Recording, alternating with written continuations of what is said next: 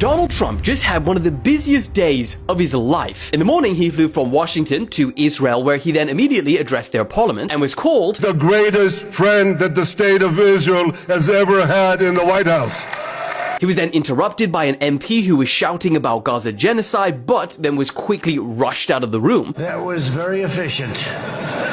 After all of this, he then got back on the plane and flew to Egypt for the final signing of the ceasefire deal, officially concluding the war after 2 years. The war is over. The war is over, okay? Do you understand that? He also invited more than 20 world leaders, some of which Trump said only had 20 minutes notice to come, but still dropped everything to arrive. In fact, he originally invited Netanyahu to also attend, but later had to uninvite him after the Turkish president said that he would not land his plane in Egypt if Bibi was there as well. He had yet another insane handshake with French President Macron, so the saga continues. But one of the longest handshakes he had with world leaders was with the Palestinian Authority president. He had a bit of an awkward moment with Keir Starmer. United Kingdom. Where's United Kingdom? Where's Russia? Come here.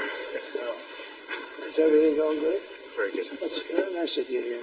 These people all came in like 20-minute notice. And I think it's fantastic. And we have so many others, and just so many others. He called Canada's Prime Minister a president and then said he's lucky that he didn't call him a governor. I'm glad you upgraded me to president.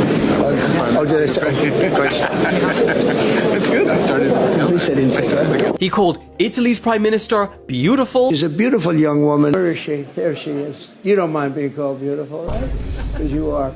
Thank you very much. And then kind of rounded it out by saying that he didn't like some of the world leaders attending, but You'll never find out who they are.